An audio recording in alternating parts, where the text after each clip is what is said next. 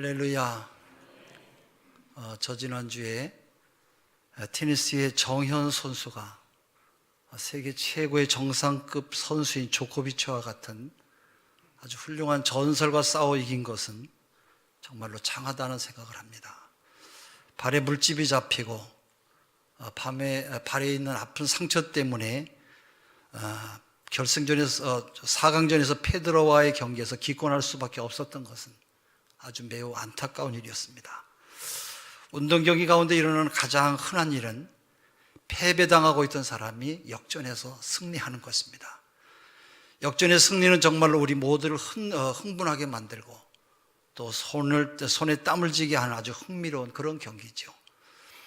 1974년도에 복싱계 홍수환 선수는 파나마의 카라스키아와 싸우면서 2회전에 4번 당한 다음에 3회전에 다시 일어나서 카라스키아를 다운시킨 일로 세계에 우뚝 서는 그런 선수가 되었습니다. 4번 다운을 당한 후에 5번째 일어나서 카라스키아를 링에 눕히고 역전승한 것은 우리나라 역사, 아니 세계 권투 역사에 너무나 생생하고 아주 기막히고 훌륭한 일이랍니다.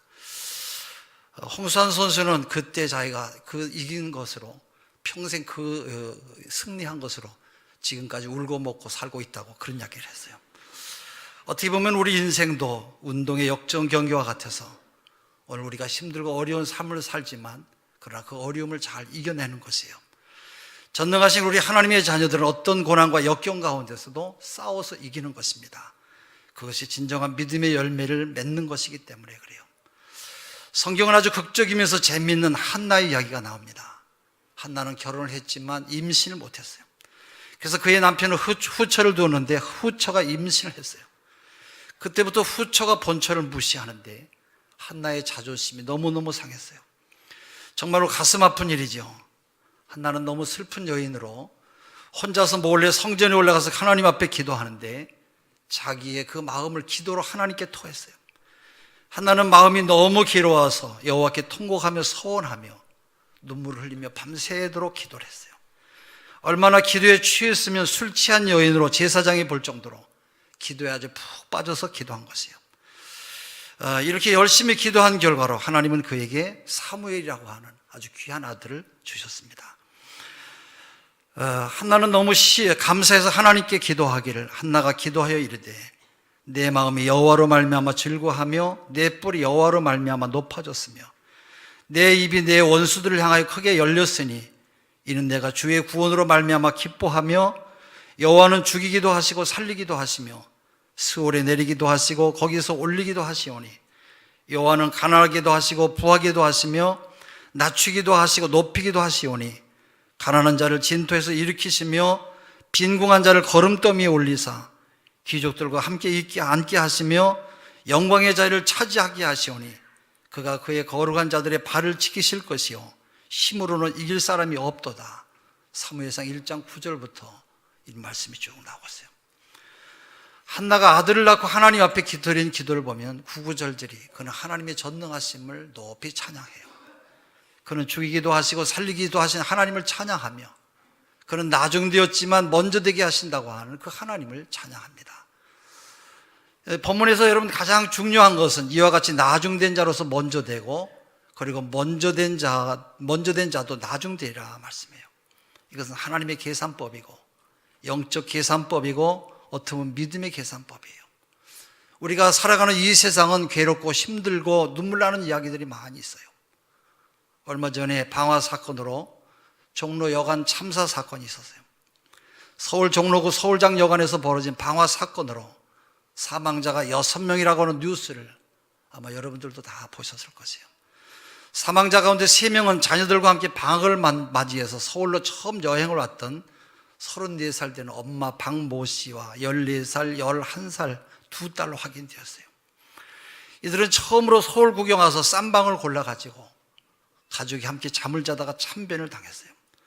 경찰에 따르면 방화 피의자 유모 씨는 53살인데 전날 저녁 오전 3시까지 술을 마신 다음에 여관에 들어왔어요. 업주에게 성매매 여성을 불러달라고 요구했다가 거절당하니까 홧김에 근처 주유소에 가서 산 휘발유를 여관에 뿌리고 불을 낸 것이에요.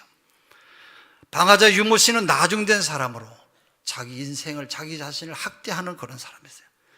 우리가 살아가는 이 사회는 언제나 이런 끔찍한 일들이 일어나는 그런 세상이에요. 이런 일들은 어제도 있었고 오늘도 있을 것이고 또 내일도 있을 것이에요. 우리는 나중이라고 하는 아픔으로 자기 자신을 학대할 때가 있어요. 바로 나중이라고 하는 것으로 열등감에 사로잡힐 때가 있어요.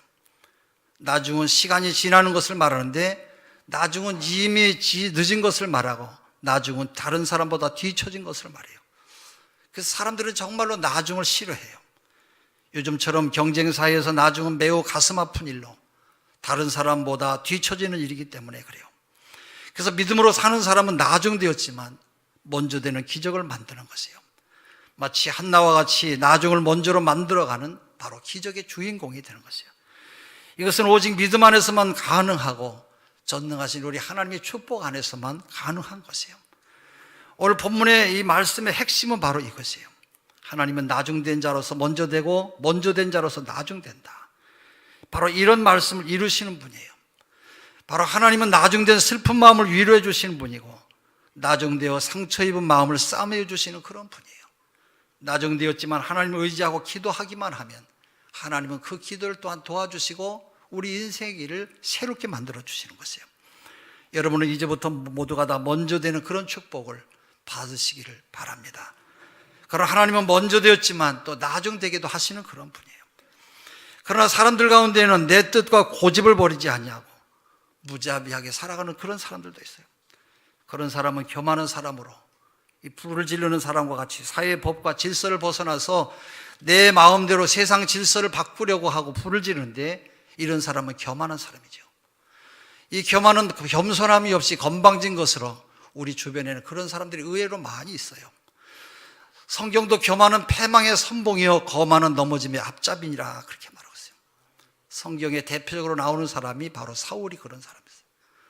사울왕은 왕이 될 때까지는 아주 겸손했어요. 그러나 왕이 되고 나서 너무 교만해서 선지자를 통해서 너무 자주 경고장을 보내는데도 그는 자기의 교만을 고치질 않았어요. 결국 하나님은 사울을 먼저 되게 하셨습니다만 나중에 그를 몰아내셨어요. 그리고 언제나 겸손하고 하나님을 많이 사랑하는 다윗을 하나님이 왕이 되게 하셨어요. 사람들의 계산은 산술적이고 매우 이성적이에요. 그래서 사람들은 1 더하기 1은 2라고 하는 것만 알고 있어요. 그러나 하나님은 1 더하기 1은 3도 되고 10도 되고 아니면 100도 될 수가 있어요. 혹은 여러분 2억도 될 수가 있고 3억도 될 수 있다고 하는 것을 우리가 믿어야 돼요. 우리 사람의 생각과 하나님의 생각은 하나님의 하늘과 땅만큼 다를 때가 있어요. 성경은 이는 하늘이 땅보다 높음같이 내 길은 너의 길보다 높으며 내 생각은 너의 생각보다 높으니라. 이사야 55장 9절에 말씀하고 있어요. 사람의 생각과 하나님의 생각은 전혀 달라요. 사람은 자기 자신의 경험 안에서만 말하고 행동하려고 그래요. 눈으로 보고 손으로 만지고 귀로 들은 것만 말하는데 이것이 바로 우리 인간의 한계인 것이에요. 저는 남미나 저 아프리카 지역을 가보지는 못했습니다만 그래도 그런 것이 있다고 하는 것을 들어서는 알고 있어요. 이처럼 하나님은 보이지 않지만 그러나 하나님은 살아계신 하나님이기 때문에 죽었던 나사로를 살리셨어요. 눈먼 사람의 눈을 뜨게 하셨어요. 하나님은 우리 인간의 계산 방법을 뛰어넘어서 오늘도 역사하시는 그런 하나님이세요. 우리가 정말로 믿음으로 살기만 하면 나중되었습니다만 바로 나중이 먼저 되기도 하시는 그런 분이세요. 13세기에 이탈리아의 유명한 탐험가였던 마르코 폴로라고 하는 사람은 당시 미지의 세계였던 중국으로 갔어요. 그는 중국에서 17년 동안 살면서 거기서 여러 가지를 보고 배우고 들은 것을 자기의 조국인 이탈리아로 돌아가서 바로 유명한 동방견문록이라고 하는 그런 책을 썼어요. 그가 임종할 때가 되어서 친구들이 찾아와서 이 사람에게 다그쳤어요. 마르코 폴로에게. 여보게, 자네의 책에서 도무지 우리가 믿을 수 없는 황당한 이야기들만 잔뜩 기록해 놓았는데 왜 그런 것인가? 이제라도 자네가 우리에게 진실을 밝혀주면 좋겠네. 자네가 쓴 모든 내용이 자네의 상상에 의해서 꾸며졌다고 하는 사실을 우리에게 분명하게 이야기하라고 했어요. 그때 마르코 폴로는 아니야. 거기에 내가 책에 쓴 것은 모두 다 진실이고 사실 나는 내가 보고 겪었던 것의 절반도 내가 기록하지 못했어. 그렇습니다. 전능하신 우리 하나님의 능력을 우리는 다 말로 표현할 수 없을 정도로 천국은 반드시 실제적으로 존재하는 것이에요. 바로 예수님은 천국에서 이 땅에 오신 하나님으로 사람들에게는 예수님이 믿어지지 아니해서 믿지 아니할 뿐이에요. 여러분, 예수님을 믿는 사람들에게는 말할 수 없는 하나님의 큰 은혜이고 축복인 줄로 믿습니다. 성경 묵상지 날마다 예수님과 함께라고 하는 발행인 세일 원 휴즈라고 하는 사람은 하나님의 계산법에서 이렇게 말을 해요. 성경을 연구할수록 성경에서 말씀하신 하나님의 계산법이 얼마나 영광스럽게 비논리적인가 하는 것을 깊이 깨닫게 됩니다. 수학에서 5 더하기 2는 7입니다. 그러나 성경에서는 5 더하기 2는 천도 되고 만도 되고 억도 된다고 하는 것을 기억해야 됩니다. 그러므로 우리는 큰 믿음을 가져야 돼요. 우리의 믿음에 따라서 넘치는 열매를 채우시는 하나님의 거룩한 계산법을 여러분 기억하시기를 바랍니다. 그렇기 때문에 우리들은 큰 믿음을 준비해야 돼요. 여러분들이 힘들고 어려운 일을 당할 때도 더욱 전지전능하신 하나님의 말씀대로 그대로 살아야 돼요. 그것을 다른 말로 말하면 믿음으로 사는 것을 말하는 것이에요. 테니스의 정현 선수도 여러분 아주 유명한 대학을 나와서 그 사람이 그렇게 귀하게 된 것이 아니에요. 그는 경기도 수원에 있는 대안학교를 졸업했어요. 그 학교도 뭐 이렇게 이름 있는 학교도 아니고 또 정규 대학, 고등학교나 대학을 나온 사람이 가는 그런 학교도 아니에요. 그러나 그는 그곳에서도 열심히 공부하고 훈련받아서 그는 세계적인 큰 인물로 만들어져 가고 있는 것이에요. 여러분, 성경을 보면 작은 믿음도 있고 큰 믿음도 있어요. 이왕에 신앙생활 하려면 큰 믿음으로 신앙생활 해야 돼요. 바로 큰 믿음은 전능하신 하나님의 말씀을 그대로 믿으면서 우리의 삶으로 실천하는 것이에요. 그것이 바로 큰 믿음이에요. 하나님은 전적으로 믿고 의지하는 사람들에게 먼저 되는 축복을 나누어 주세요. 평안북도 정주에 있던 명문 오산학교에는 아주 재미있는 이야기가 전해져 내려오고 있는데, 남의 집 머슴살이를 하는 청년이었어요. 이 사람은 집안이 가난해서 머슴살이를 하고 있었습니다마는 자신의 처지를 비관하지 않고 열심히 기도하면서 일을 했어요. 그는 매일같이 주인의 요강을 깨끗이 닦아 놓았어요. 주인은 이 청년이 머슴살이 하기에는 너무 아까운 사람이라고는 그런 생각을 했어요. 그래서 학자금을 대주면서 평양에 있는 숭실학교를 보내서 공부를 시켰어요. 청년은 숭실학교를 아주 우수한 성적으로 졸업하고 고향으로 내려가서 오산학교 선생님이 되었어요. 이 청년이 바로 민족주의자요 독립운동가로 유명한 바로 조만식 선생이에요. 이분은 제자들이 인생의 성공의 비결을 물을 때마다 여러분은 사회에 나가거든 꼭 요강을 닦는 사람이 되십시오, 그렇게 일렀다고 그래요. 이 말은 요강을 닦는 예수님의 겸손함을 배우라는 것이에요. 그는 요강을 닦는 열심히 믿음과 성실함으로 살아간 것이에요. 오늘 성경은 우리에게 말씀하시기를 인생의 성공 비결은 전능하신 하나님의 말씀대로 사는 것이라고 말씀했어요.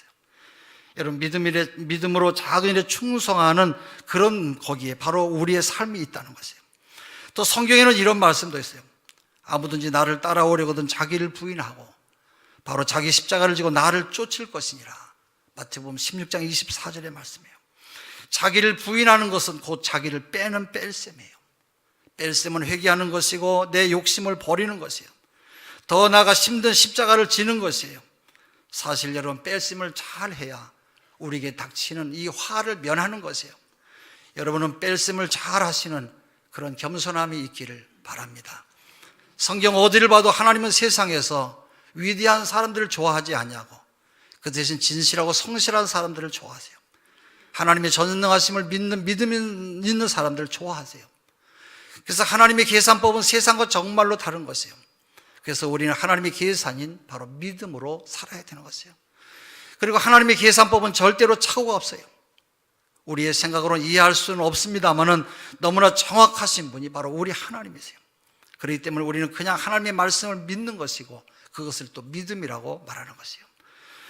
예수 그리스도 한 분으로 인해서 모든 사람의 죄를 용서받는 사랑의 계산법이에요.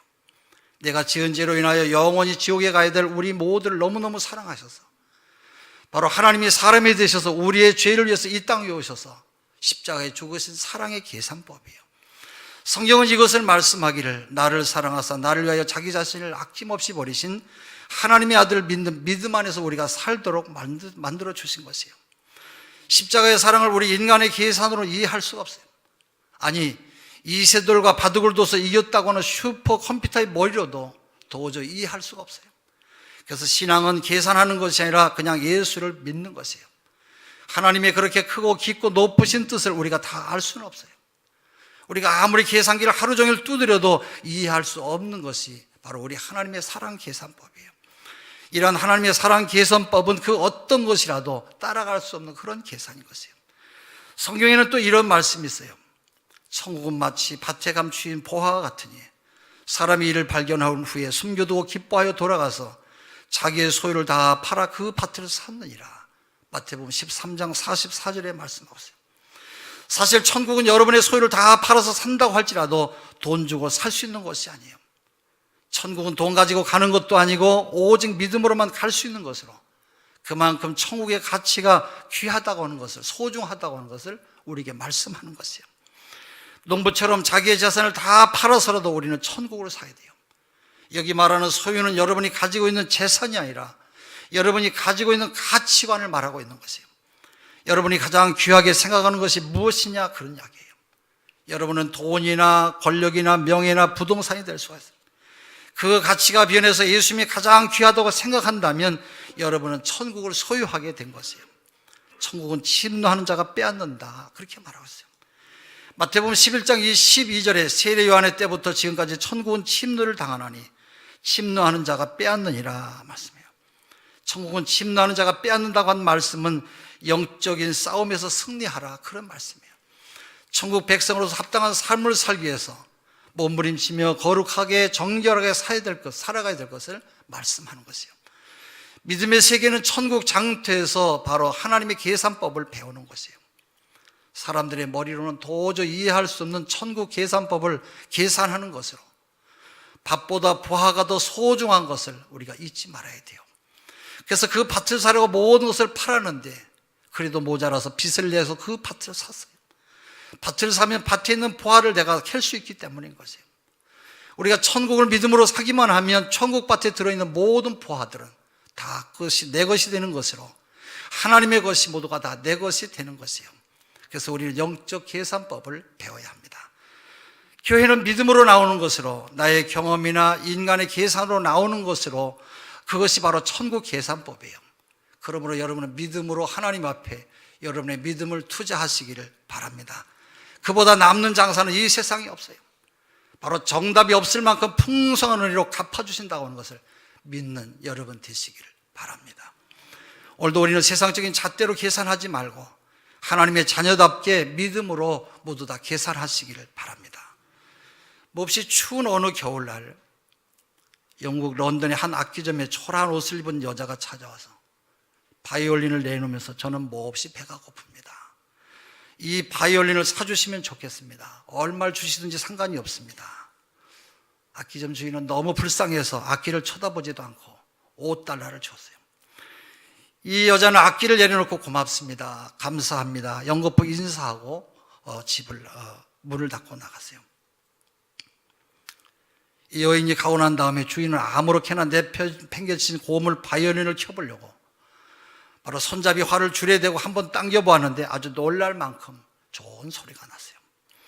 이상한 생각이 들어서 바이올린의 먼지를 털고 속을 들여다봤더니 거기에는 이런 글이 쓰여져 있었어요. 안토니오 스트라디바리 1704년. 주인은 깜짝 놀랐어요.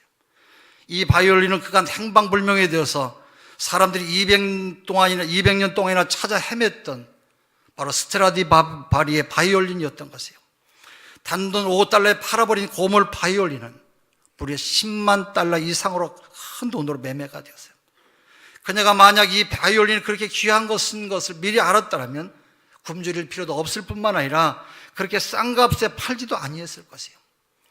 이처럼 정말로 진귀한 가치가 있는 것을 눈앞에 두고도 모르는 사람들이 있어요. 이것이 바로 하늘나라 계산법이에요. 믿음의 계산법이고 천국의 계산법이에요. 여러분이 많이 힘들고 어렵지만은 그때마다 하나님 앞에 더욱 믿음으로 살아서 하나님의 귀한 뜻을 따라 여러분의 생애가 복이 되시기를 바랍니다. 나는 이해가 되지 않고 나는 내 생각이 도저히 접수가 되질 않아도 나는 하나님의 말씀을 따르기를 원한다. 이것이 바로 천국 부활을 내 손에 쥘 수 있는 귀한 축복의 지름길인 줄로 믿습니다.